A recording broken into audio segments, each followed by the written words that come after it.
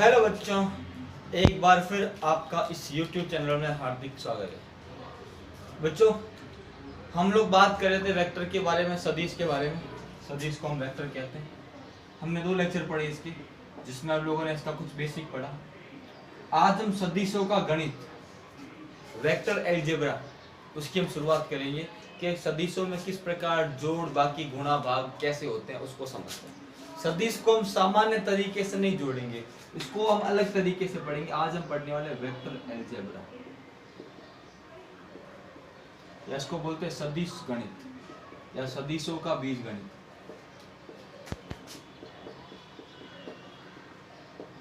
या सदिशों को कैसे जोड़ा जाता है, कैसे घटाया जाता है, कैसे सबट्रैक्ट किया जाता है, कैसे मतलब घटाया सबट्रैक्ट एक ही बात है, कैसे गुणा किया जाता है, कैसे भाग किया जाता है। तो अलग अलग मेथड से जिसको हम पढ़ेंगे।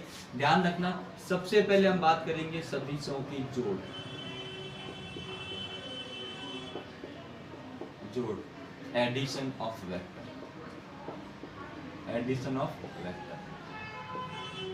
ध्यान रखना बच्चों, इस तरह से किताबों में नहीं दिया। किताब में चौथा चैप्टर जहाँ सब कुछ मिक्स किया है, मैं वेक्टर पूरा आपको अलग से पढ़ाऊंगा बच्चों, ऐसा कहीं नहीं मिलेगा।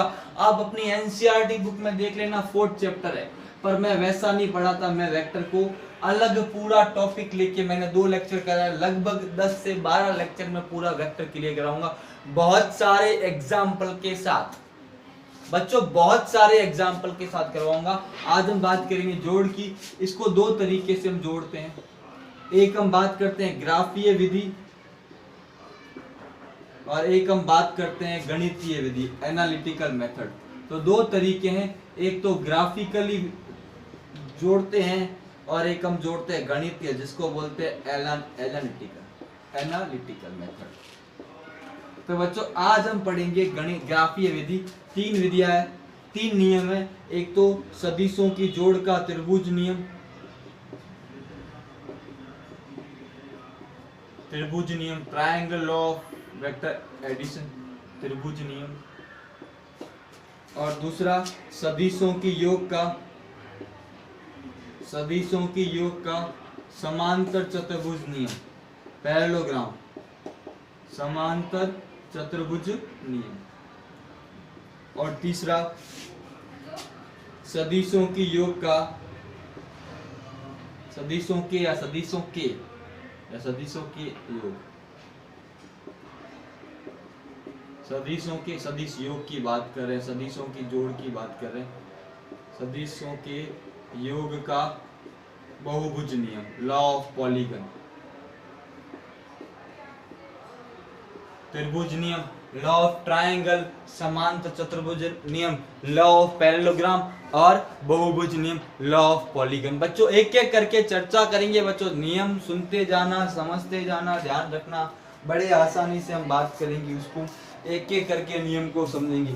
सबसे पहले हम बात करेंगे बच्चों त्रिभुज नियम के। किसके नियम के? त्रिभुज नियम के। ध्यान रखना, सबसे पहले हम बात करते हैं बच्चों सदिशों के योग का त्रिभुज नियम। सबसे पहले हम पढ़ने वाले हैं बच्चों सदिशों के योग का त्रिभुज नियम। तो हम लोग पढ़ने वाले हैं सदिशों के योग का त्रिभुज नियम। तो सबसे पहले सदिश योग का, सदिश योग का त्रिभुज नियम, लॉ ऑफ ट्रायंगल, सदिश योग का त्रिभुज नियम, law of triangle of vector addition, triangle of vector addition. ध्यान रखना बच्चों, जैसे मेरे को मान लो एक सदिश है A और एक सदिश है B, मेरे को दोनों को क्या करना, ऐड करना। बच्चों, ग्राफिकली समझा रहा हूं, एक सदिश है A, दूसरा सदिश है B, दोनों को ऐड करना। हमेशा ध्यान रखना, त्रिभुज नियम में क्या करते हैं, जैसे हमेशा मैंने आपको बताया, अगर मेरे को स्थानांतरित करना है तो समानांतर स्थानांतरित करूंगा, एंगल चेंज नहीं। ए को मैंने यहाँ लिख लिया, डायरेक्शन में कोई चेंज नहीं, लेंथ में कोई चेंज नहीं। बी को मैंने इसके हेड से बी की टेल को क्या कर दिया, जोड़ दिया। डायरेक्शन चेंज नहीं की बच्चों, मैंने डायरेक्शन चेंज नहीं की, मैंने परिमाण चेंज नहीं किया। ए को यहाँ लाया, बी को जोड़ दिया। अगर किसी त्रिभुज की 2 क्रमागत भुजाएं दो सदिशों को एक ही दिशा में निरूपित करें तो जो तीसरी भुजा होगी, जो तीसरी भुजा होगी, और वो कौन सी दिशा में बच्चों? विपरीत दिशा में। अभी जा रहा हूं मैं ऐसे एंटी क्लॉकवाइज, ये ऐसे। अगर यहां मैं बात करूं ये क्लॉकवाइज, देखो बच्चों ये दो आसमानी है, दो सदिश हैं, ये एक ही दिशा में चल रहे हैं, ऐसे चल रहे हैं। ये देखो ये इधर गया, फिर ऐसे गया, तो फिर यही जाएगा, ऐसे चलेगा तो ऐसे जाएगा। और मैंने तीसरा ले लिया विपरीत दिशा में, ये हमें क्या बताएगा? इन दोनों के परिणामी को व्यक्त करेगा। आर सदिश इक्वल्स टू ए सदिश प्लस बी सदिश। तो नियम क्या है? यदि किसी त्रिभुज की दो क्रमागत भुजाएं, नियम देखो बच्चों, अभी मैं समझाऊंगा पूरा इसको। यदि किसी त्रिभुज की दो क्रमागत भुजाएं, यदि किसी त्रिभुज की दो क्रमागत भुजाएं, दो क्रमागत भुजाएं दो सदिशों को एक ही दिशा में सेम ऑर्डर, दो सदिशों को एक ही दिशा में सेम ऑर्डर निरूपित करे तो त्रिभुज की तीसरी भुजा विपरीत दिशा में दोनों सदिशों के परिणामी को व्यक्त करेगी। विपरीत दिशा में, दिशा का खास करके ध्यान रखना, क्या करेगी? दोनों सदिशों के परिणामी को व्यक्त करेगी। इसको बोलते हैं लॉ ऑफ ट्रायंगल, ध्यान रखना।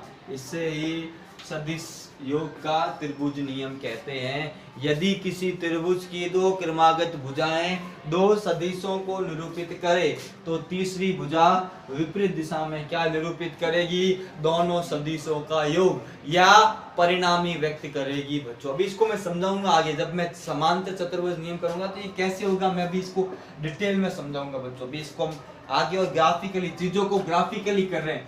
जब मैं गणितीय सूत्र भी आपको बताऊंगा, देखो एग्जाम में बहुत बार अगर आपका ग्राफिकली कंसेप्ट क्लियर है तो कभी गड़बड़ नहीं होगी। बहुत समझना बहुत जरूरी है मैं जो क्या बोल रहा हूँ। मैंने शिफ्ट कैसे किया है, यहां से मैं यहां लाया। देखो बच्चों ये भी इधर और ये भी इधर, ये इधर और ये भी इधर, लेंथ भी चेंज नहीं की बच्चों। समझना मेरी बात को बच्चों। वेक्टर बहुत, अगर वेक्टर के कंसेप्ट क्लियर हो गए तो 11th 12th में फिजिक्स में आपकी बहुत हेल्प होगी। आई बात समझ में? इसको नोट कर लो, फिर मैं अगले नियम की बात करता हूँ। अब मैं इसमें और बातें करूंगा जब दोनों नियम एक साथ चर्चा करूंगा, ठीक है। सदिश योग का त्रिभुज नियम, लॉ ऑफ ट्रायंगल। बच्चों फिजिक्स हम जितना सोचते हैं उतना इजी होती नहीं। ऑनलाइन स्टडी एक अल्टरनेट है, पर हम इसको क्लास में मैं आपको और अच्छे से बता सकता था, पर अभी वो ऑप्शन नहीं है। इसलिए आप जितना हो सके चीज़ों को एक बार दो बार देखें। अगर आपको डाउट है स्कूल में आके पूछ सकते हैं। मैंने पहले चैप्टर के नोट्स 2 भाग में दे चुका हूँ। जिन जिन लोगों ने नोट्स नहीं लिए स्कूल आके नोट्स ले सकते हैं। आपको डाउट हो स्कूल में आके बात कर सकते हैं, मुझसे पूछ सकते हैं आपको कहाँ प्रॉब्लम आ रही है। बट आपको वीडियो देखने पड़ेंगे क्योंकि बहुत टाइम निकल चुका है हमारा। जुलाई, अगस्त, सितंबर, अक्टूबर चल रहा है, दिवाली तक का टाइम आ गया बच्चों। आधा सिलेबस कंप्लीट हो जाता है इसका 12th का पूरा। सोच लो कितना टाइम। जिन लोगों के फ्यूचर में कुछ प्लान है कि मुझे MBBS करना है, मुझे IIT इंजीनियरिंग करना है या कुछ अच्छा करना है, तो उसके लिए बेस है बच्चों। साइंस वाले स्टूडेंट्स के लिए 11th 12th बहुत अच्छे से पढ़ना जरूरी है बच्चों। आगे बात करते हैं सदिश योग का समांतर चतुर्भुज नियम। सदिश योग का बच्चों दूसरा नियम कौन सा है बच्चों? समांतर चतुर्भुज नियम। समांतर चतुर्भुज नियम,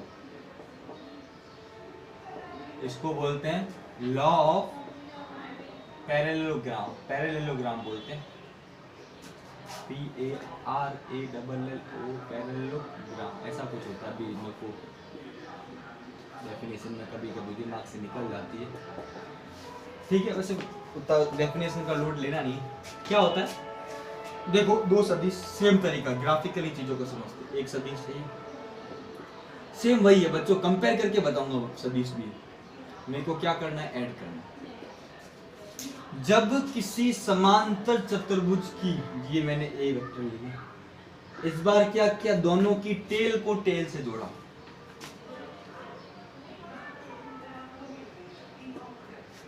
ये ए और वेक्टर बी। बच्चों देखो डायरेक्शन चेंज नहीं की। अब मैं क्या करता हूं, पैरेललोग्राम कंप्लीट करता हूं।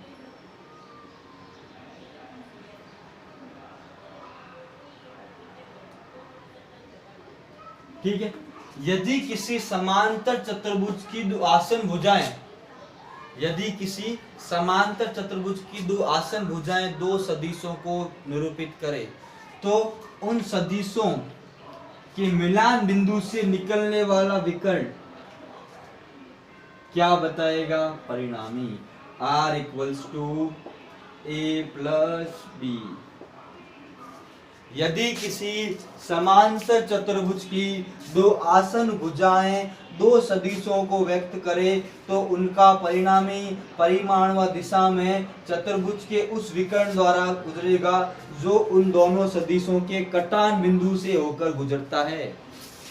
समझना, दो सदिशों को समांतर चतुर्भुज की दो क्रमागत भुजाओं से, इस आसन भुजाओं से निरूपित करें, तो इन भुजाओं के कटान बिंदु से निकलने वाला विकर्ण परिमाण व दिशा में क्या करेगा, उनके परिणामी को क्या करेगा, रिप्रेजेंट करेगा। समझना, पहले नियम लिख लेता हूं। नियम, यदि किसी समांतर चतुर्भुज की, यदि किसी समांतर चतुर्भुज की दो आसन भुजाएं, दो आसन भुजाएं दो सदिशों को निरूपित करे,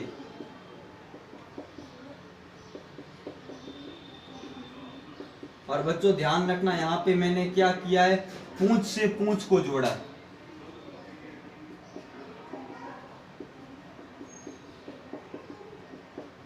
ध्यान रखना, निरूपित करे तो इनके कटान बिंदु से गुजरने वाला, कटान बिंदु से गुजरने वाला विकर्ण, गुजरने वाला विकर्ण, इनके कटान बिंदु से गुजरने वाला विकर्ण दोनों सदिशों के परिणामी सदिश को, दोनों सदिशों के परिणामी सदिश को, दोनों सदिशों के परिणामी सदिश को व्यक्त करेगा, दोनों सदिशों के परिणामी सदिश को व्यक्त करेगा।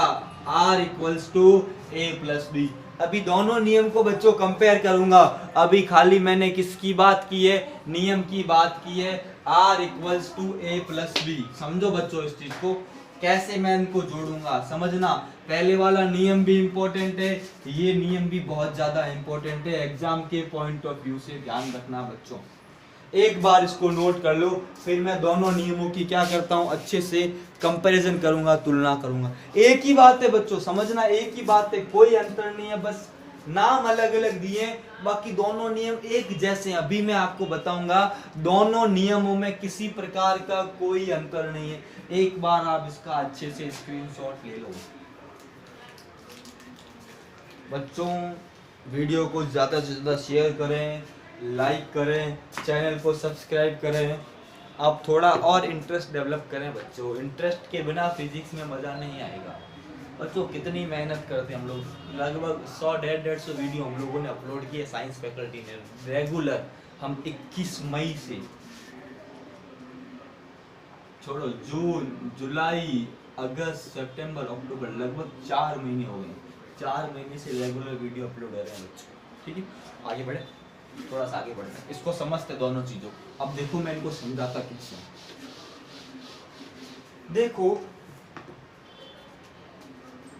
ये एक पॉइंट है, इस पॉइंट के ऊपर दो फोर्स लग रहे हैं। क्या लग रहे हैं? दो फोर्स। समझना, एक F1 और दूसरा क्या लग रहा है, F2। मैंने अब ध्यान रखना, तो अगर मैं इसको यहां से खींचूं, यहां से खींचूं, तो नेट फोर्स तो क्या होगा, इस डायरेक्शन में होगा कि नहीं होगा। वही तो मैंने बताया, ये एक वेक्टर है, ये दूसरा वेक्टर है, दोनों की टेल को जोड़ दिया। देखो ना, ये अभी मैं जैसे इस पॉइंट के ऊपर दो फोर्स लग रहे हैं, तो आपको पता है नेट फोर्स क्या लगेगा, बीच में लगेगा।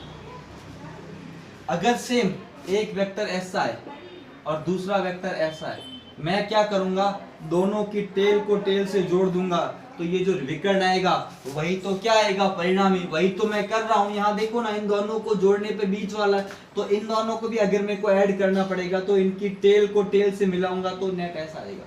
और अगर अब देखो बच्चों, इस चीज को समझो कि वेक्टर ए है और दूसरा वेक्टर क्या है, वेक्टर बी है। तो ये वेक्टर ए और ये वेक्टर बी, कौन सा नियम हुआ, त्रिभुज नियम। ये क्या आ गया, परिणाम। और वेक्टर बी को मैं यहां से यहां शिफ्ट कर दूं, ये क्या बन गया, समांतर चतुर्भुज नियम। तो वही बात है, अगर मैं ऐसे लिखूंगा, अगर वो समांतर चतुर्भुज नियम और त्रिभुज नियम की तरह निरूपित करूंगा तो त्रिभुज नियम। दोनों में हम कर वही रहे हैं, बस मैंने दोनों का नाम क्या कर दिया, बदल दिया। एक नियम क्या है, समांतर चतुर्भुज नियम, और एक नियम क्या है, त्रिभुज नियम, law of triangle and law of parallelogram. तो समझना बच्चों, एक ही बात है, अलग अलग तरीका निरूपित करने का है। अगर इस तरह निरूपित करूंगा समांतर चतुर्भुज नियम, और इस तरह निरूपित करूंगा तो कौन सा नियम, त्रिभुज नियम। एक ही बात है, एक।